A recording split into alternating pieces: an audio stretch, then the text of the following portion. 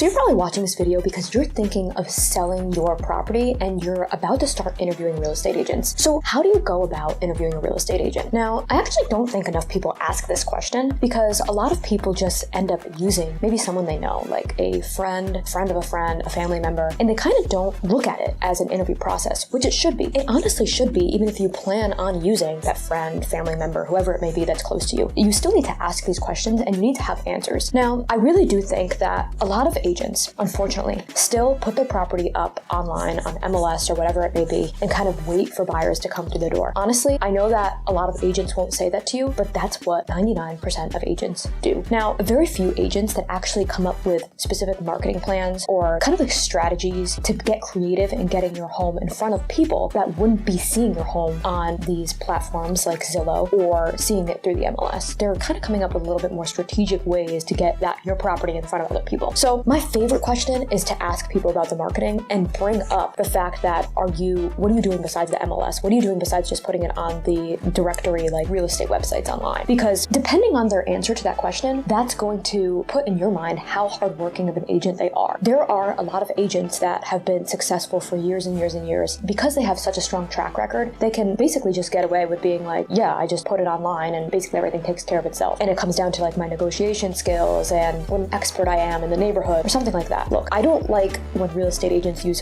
fluff in interviews with you. I really don't, because I just think that so many agents do that and it needs to stop if this industry is going to continue to get better and better every day. So I like to talk about marketing, specific marketing. I also have a marketing background that I used to work in before ever doing real estate. So maybe that's why I'm a little biased when it comes to marketing. At the same time, I do also think that you need to kind of know exactly like what have they sold in your neighborhood, or even if they haven't sold anything, I like the truth, because I'm not against using an agent that hasn't sold in maybe your particular neighborhood or on your street. Some people are very, very particular about working with an agent who knows that neighborhood. Honestly, selling is selling, and there's only very, very few nuances from one area to another, to be honest. It's not really about your area, it's more so about that agent's skill set and what they're willing to do. How hard are they willing to work? I'm not against you working with someone who hasn't sold in your area. I'm not. But at the same time, if that really bothers you that they haven't worked in your area, that person, that hardworking person that you really do want to work with, but they don't have that experience on where you are, you can always have that agent partner with another agent who maybe has sold directly where you are. So that way you have that location experience, plus you have that hardworking attitude of the other agent who you know is going to go above and beyond, and then you do a co-listing. Now, not all agents want to co-list. I do think that my team, I run a real estate team myself and my husband, I do think that we would be open to co-listing, but we would be particular on who the co-listing is with, because you have to also make sure that you align and that you both kind of see eye to eye when it comes to listing, because otherwise you're just going to have two agents that are clashing over and over again. But it could be an option, and if both agents are willing to do it and you think the personalities could fit, then it might work for you. Now, I do also get questions on new agents. So everybody was a new agent at one point in their career, and I will always have a soft spot for people who are new in the industry because I know how hard it is to make it in this industry. Most agents do not make it past a year. That's just like the honest truth. So I do think that new agents can be just as good, if not better, than experienced agents that have been doing this for years and years, to be honest with you. Now, agents that have been doing this for years, not all of them, but some of them can get complacent. And I've made it my mission